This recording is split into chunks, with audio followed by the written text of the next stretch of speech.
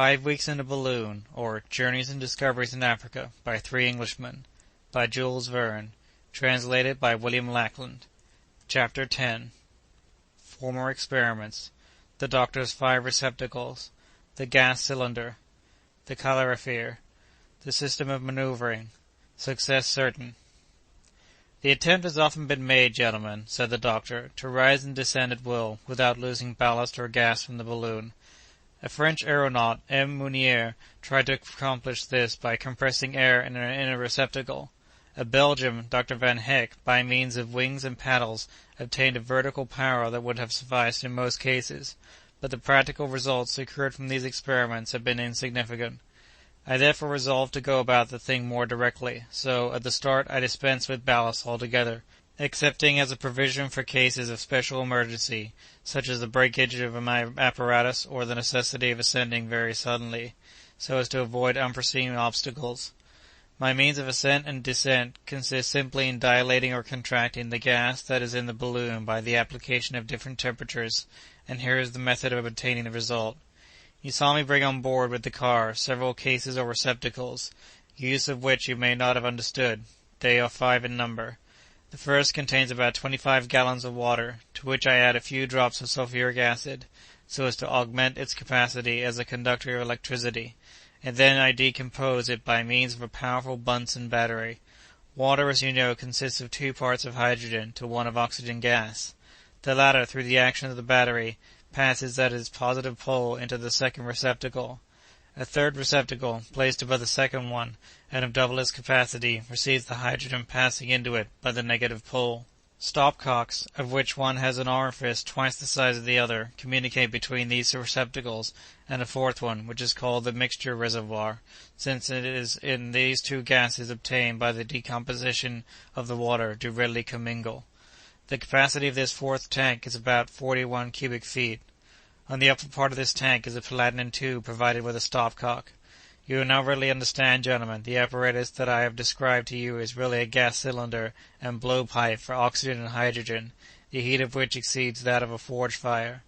This much established, I proceed the second part of my apparatus.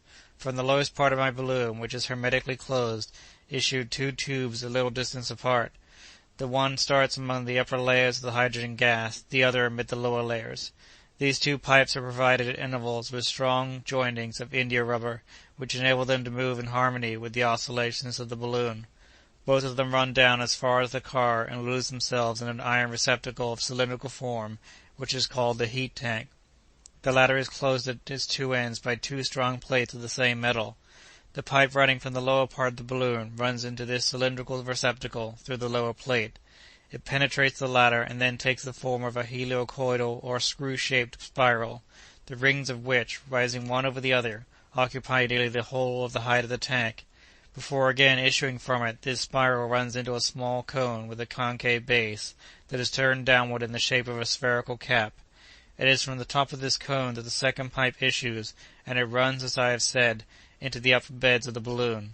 The spherical cap of the small cone is of platinum, so as not to melt by the action of the cylinder and blowpipe, for the latter are placed upon the bottom of the iron tank, in the midst of the helicoidal spiral, and the extremity of their flame will slightly touch the cap in question. You all know, gentlemen, what a calorifer, to heat apartments, is. You know how it acts. The air of the apartment is forced to pass through its pipes, and is then released with a heightened temperature.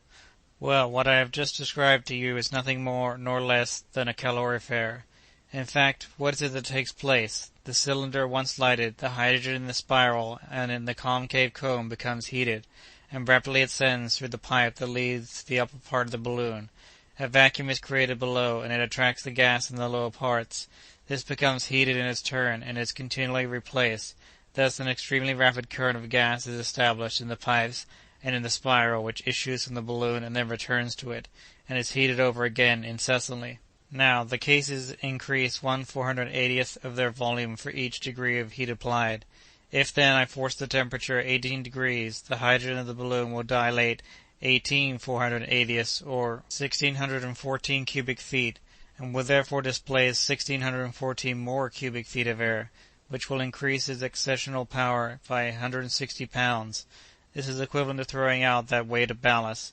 If I augment the temperature by 180 degrees, the gas will dilate 180/480ths and will displace 16,740 cubic feet more, and its accessional force will be augmented by 1,600 pounds.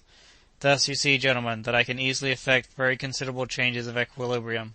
The volume of the balloon has been calculated in such manner that, when half inflated, it displaces a weight of air exactly equal to that of the envelope containing the hydrogen gas, and of the car occupied by the passengers, and all its apparatus and accessories. At this point of inflation, it is in exact equilibrium with the air, and neither mounts nor descends. In order then to effect an ascent, I gave the gas a temperature superior to the temperature of the surrounding air, by means of my cylinder. By this excess of heat it obtains a larger distension, and inflates the balloon more. The latter then ascends in proportion as I heat the hydrogen. The descent, of course, is effected by lowering the heat of the cylinder, and letting the temperature abate. The ascent would be, usually, more rapid than the descent, but that is a fortunate circumstance, since it is of no importance to me to descend rapidly, while, on the other hand, it is by a very rapid ascent that I avoid obstacles. The real danger lurks below, and not above. Besides, as I have said, I have a certain quantity of ballast, which will enable me to ascend more rapidly still, when necessary. My valve at the top of the balloon is nothing more nor less than a safety valve. The balloon always retains the same quantity of hydrogen, and the variations of temperature that I produce in the midst of this shut-up gas are, of themselves, sufficient to provide for all these ascending and descending movements. Now, gentlemen, as a practical detail, let me add this. The combustion of the hydrogen and of the oxygen at the point of the cylinder produces solely the vapor or steam of water. I have, therefore, provided the lower part of the cylindrical iron box with escape pipe, with a valve operating by means of a pressure of 2 atmospheres. Consequently, so soon as this amount of pressure is attained, the steam escapes of itself.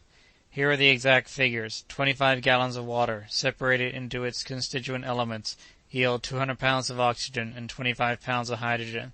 This represents, at atmospheric tension, 1,800 cubic feet of the former and 3,780 cubic feet of the latter, or 5,670 cubic feet in all of the mixture. Hence the stopcock of my cylinder, when fully open, expends 27 cubic feet per hour, with a flame at least 6 times as strong as that of the large lamps used for lighting streets. On an average, then, and in order to keep myself at a very moderate elevation, I should not burn more than 9 cubic feet per hour, so that my 25 gallons of water represent 636 hours of aerial navigation, or a little more than 26 days. Well, as I can descend when I please to replenish my stock of water on the way, my trip might be indefinitely prolonged. Such, gentlemen, is my secret. It is simple, and like most simple things, it cannot fail to succeed. The dilation and contraction of the gas in the balloon is my means of locomotion, which calls for neither cumbersome wings nor any other mechanical motor, a calorifere to produce the changes of temperature, and a cylinder to generate the heat, are neither inconvenient nor heavy. I think, therefore, that I have combined all the elements of success. Dr. Ferguson here terminated his discourse, and was most heartily applauded. There was not an objection to make to it. All had been foreseen and decided. However, said the captain, the thing may prove dangerous. What matters that, replied the doctor, provided that it be practicable. End of Chapter 10 of 5 Weeks in a Balloon. Recording by Alex C. Talander, Davis, California. www.alexctalander.com